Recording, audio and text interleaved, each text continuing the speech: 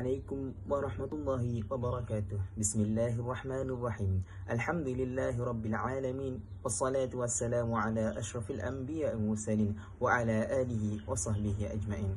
Yang dihormati Ustaz Haji Muhammad Saad Bencik selaku pensyarah yang mengajarkan kami kemahiran Al-Quran dan Tarannum di DWI 20903. Hari ini insya-Allah saya akan membentangkan tentang kaedah memulakan dan menyambungkan bacaan, iaitu memulakan di awal surah, di tengah surah, antara dua surah dan hamzah wasal.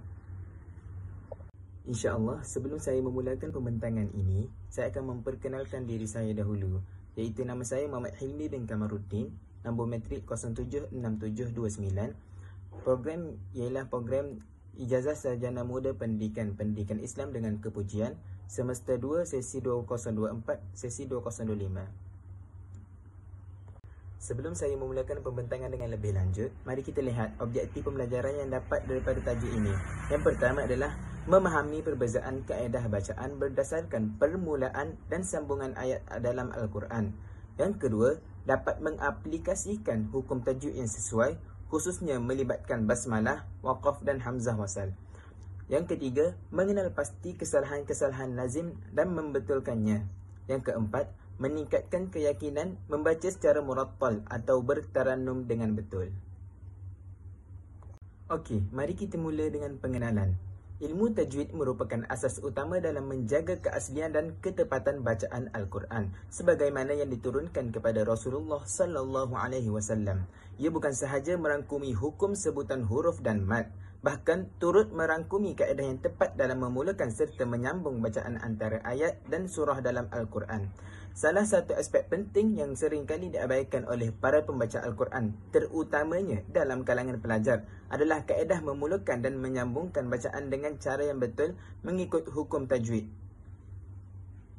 Hal ini merangkumi 4 situasi utama, iaitu yang pertama, memulakan bacaan di awal surah, iaitu yang lazimnya dimulakan dengan basmalah. Yang kedua, memulakan bacaan di tengah surah, iaitu yang perlu memilih ayat yang sempurna dan makna yang lengkap. Yang ketiga, menyambungkan bacaan antara dua surah dengan mempelbagaikan pilihan teknik sambungan. Yang keempat, penggunaan hamzah wasal yang hanya dibaca ketika permulaan dan digugurkan ketika sambungan. Setiap kaedah ini mempunyai peraturan sendiri yang perlu difahami dan diamalkan bagi memastikan bacaan Al-Quran sentiasa berada dalam keadaan yang sahih dan tertil, sesuai dengan tuntutan firman Allah Subhanahu wa taala dalam surah Al-Muzammil ayat keempat yang berbunyi, A'udzubillahi minasyaitonirrajim. Bismillahirrahmanirrahim. Warattilil Qur'ana tartila, yang bermaksud dan bacalah Al-Quran itu dengan tertil, yakni bacaan yang perlahan dan betul sebutannya. InsyaAllah melalui pembentangan ini kita akan mendalami setiap kaedah tersebut secara terperinci, disertai dengan contoh bacaan dan kesalahan yang biasa berlaku agar para pembaca Al-Quran dapat memperbaiki bacaan masing-masing dengan lebih yakin dan beradab terhadap kitab Allah Subhanahu wa taala. Okey, sekarang kita akan masuk kepada cara memulakan bacaan di awal surah. Dalam keadaan memulakan bacaan di awal surah ini, terdapat beberapa perkara penting yang perlu kita ambil perhatian. Yang pertama sekali iaitu disunatkan untuk membaca isti'azah sebelum memulakan bacaan Al-Quran, iaitu dengan lafaz. Ada 3 lafaz yang disunatkan. Yang pertama, A'udzubillahi minasyaitonirrajim. Yang kedua, A'udzubillahi minasyaiton. Yang ketiga, A'udzubillahi samiul alim minasyaitonirrajim. Seterusnya, cara bacaan basmalah. Basmalah wajib dibaca ketika surah Al-Fatihah menurut qiraat Hafs an Asim dari segi bacaannya. Namun, pada surah lain yang selain Al-Fatihah, hanyalah disunatkan untuk membaca basmalah, kecuali surah At-Taubah. Kenapa surah At-Taubah tidak dimulai dengan bacaan basmalah? Hal ini kerana ia mengandungi ayat-ayat yang berkaitan dengan peperangan dan peringatan keras terhadap kaum munafik.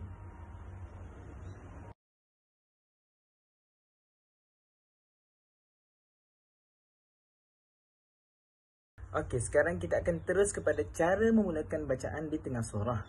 Kadang-kala kita ingin memulakan bacaan di pertengahan surah. Dalam keadaan ini, kita perlu berhati-hati agar tidak memilih ayat yang bersambung dengan konteks sebelumnya, sehingga boleh menimbulkan makna yang tergantung atau silap.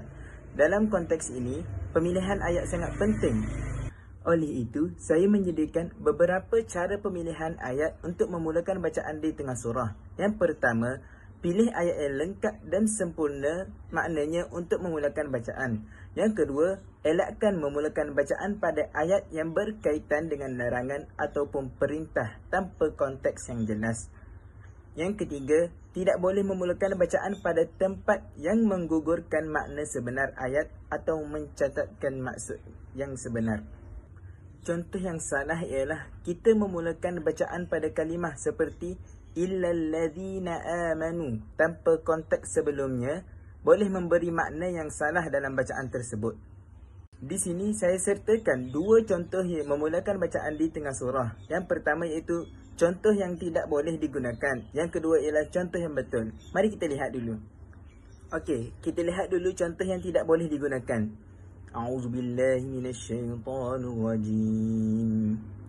إلا الذين آمنوا وعملوا الصالحات وتواصوا بالحق وتواصوا بالصبر. Ayat ini tidak sesuai digunakan kerana ia menggantung makna dan bergantung kepada ayat sebelumnya. Tanpa ayat sebelumnya, maksud ayat ini menjadi tidak jelas dan boleh mengelirukan pembacanya. Sebaliknya, kita perlu membaca dengan bacaan yang betul seperti contoh yang kedua ini. Saya bawakan daripada surah Al-Baqarah ayat kedua. A'udzubillahi minasyaitonir rajim. Dzalikal kitabu la raiba fihi hudan lil muttaqin. Sadaqallahu. Ayat tersebut merupakan contoh ayat yang sesuai dimulakan kerana maknanya yang lengkap dan berdiri dengan sendiri tanpa memerlukan ayat lain untuk menyokongnya. Justru, prinsip utama dalam pemilihan memulakan bacaan di tengah surah ini ialah memilih tempat permulaan bacaan yang sempurna dari sudut makna agar mesej Al-Quran tidak tersalah tafsir. Okey, kita akan teruskan dengan cara menyambung bacaan antara dua surah. Dalam menyambung bacaan antara dua surah ini, terdapat 3 kaedah utama yang saya akan terapkan. Kaedah yang pertama iaitu berhenti di akhir surah, membaca basmalah, kemudian menyambung bacaan surah baru. Kaedah ini paling digalakkan kerana ia jelas dan tidak menimbulkan kekeliruan. Yang kedua pula, menyambung bacaan dari akhir surah kepada basmalah, lalu berhenti seketika dan menyambung surah baru. Kaedah ini dibolehkan tetapi kurang digalakkan kerana berisiko menimbulkan kekeliruan para pendengar. Kaedah yang terakhir pula iaitu menyambung terus bacaan dari akhir surah ke awal surah berikutnya tanpa membaca basmalah. Kaedah ini dilarang kecuali dalam kes tertentu seperti surah Al-Anfal dan At-Taubah, di mana ulama menyatakan keduanya ini mempunyai hubungan yang erat. Okey, sekarang kita akan teruskan kepada hamzah wasal dari sudut definisi. Hamzah wasal adalah hamzah yang hanya dibaca apabila berada di awal bacaan dan digugurkan apabila disambung dengan bacaan sebelumnya. Yang kedua, hamzah wasal ini ditulis dalam mushaf dengan huruf alif dan tanda seperti kepada huruf sad di atasnya. Hamzah wasal ini ia boleh wujud dalam 3 keadaan. Yang pertama iaitu pada isim ma'rifah yang bermula dengan alif lam seperti alhamdulillah. Yang kedua itu pada fi'il yakni kata kerja iaitu 5 atau 6 huruf seperti istaghfiru. Yang ketiga, pada beberapa isim khusus seperti ibnu, imra'atun, ismun. Untuk bagi contoh fi'il, kaedah membaca hamzah wasal adalah berdasarkan baris huruf ketiga. Jika baris huruf ketiganya kasrah atau fathah, maka bacaan hamzahnya perlu juga kasrah. Yang kedua, jika baris ketiganya itu dhammah, maka bacaan hamzah perlu dhammah juga. Okey, saya sertakan contoh dalam kaedah membaca hamzah wasal adalah berdasarkan baris huruf ketiga. Yang pertama, istaghfiru, iaitu huruf ketiganya adalah baris fathah. Maka bacaannya ialah perlu istaghfiru, iaitu hamzah wasalnya perlu kasrah. Okey, bagi contoh kedua pula saya akan bawakan ialah udkhulu, iaitu huruf ketiga baris dhammah. Maka bacaannya perlu juga dhammah pada huruf hamzah wasalnya. Okey, di sini saya akan sediakan sedikit latihan untuk semua tajuk yang saya bahas pada hari ini. Iaitu pertama, memulakan di awal surah. Yang kedua, memulakan di tengah surah.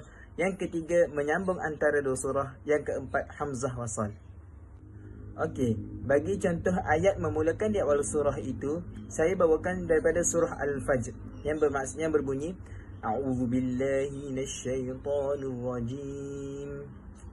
Bismillahirrahmanirrahim. Wal fajr wa layalin 'ashr wasyaf'i wal watr. Contoh yang kedua pula iaitu contoh memulakan di tengah surah. Saya bawakan yang berbunyi A'udzubillahi minasyaitonirrajim. Waja'a min aqsal madinati rajulun yas'a qala ya qaumi ittabi'ul mursalin. Bagi contoh menyambung antara dua surah pula, saya bawakan yang berbunyi وَأَمَّا السَّائِلَ فَلَا تَنْهَرْ وَأَمَّا بِنِعْمَةِ رَبِّكَ فَحَدِّثْ أَلَمْ نَشْرَحْ لَكَ صَدْرَكَ. Bagi hamzah wasal pula, saya membawakan contoh daripada surah Al-Alaq iaitu ayat pertama yang berbunyi A'udzubillahi minasyaitonirrajim. Bismillahirrahmanirrahim. Iqra' bismi rabbikal ladzi khalaq. Ayat tersebut bertepatan dengan hamzah wasal kerana jika disambung dari perkataan sebelumnya, hamzah wasal ini akan digugurkan secara sebutan. Namun jika ia dimulakan dari situ, ia perlu dibaca dengan betul. Okey, di sini saya juga sertakan kesilapan yang sering dilakukan oleh pembaca Al-Quran dalam memulakan dan menyambung bacaan Al-Quran. Iaitu yang pertama, salah menyebut hamzah wasal sebagai hamzah qata'. Yang kedua, tidak membaca basmalah di awal surah. Yang ketiga, memulakan ayat pada tempat yang tidak sesuai atau memotong makna ayat. Yang terakhir, tidak berhenti dengan sempurna di akhir surah. Contohnya, Qari memulakan bacaan dengan illallazina amanu tanpa konteks sebelumnya, yang boleh menimbulkan kekeliruan makna tersebut. Kesilapan seperti ini bukan sahaja menjejaskan hukum tajwid, namun malah boleh menukar makna ayat dan merosakkan penghayatan terhadap Al-Quran tersebut. Kesimpulannya, kaedah memulakan dan menyambung bacaan dalam Al-Quran ini bukan sahaja melibatkan hukum tajwid, namun ia juga mencerminkan adab dan disiplin kita terhadap kalamullah Subhanahu wa taala. Dengan latihan konsisten, kefahaman makna ayat dan panduan guru yang bertauliah amat penting untuk memastikan bacaan kita lebih tepat, fasih dan beradab. Bacaan yang betul membawa kepada tadabbur yang lebih mendalam dan penghayatan yang lebih bermakna terhadap ayat-ayat suci Al-Quran. Sekian, terima kasih.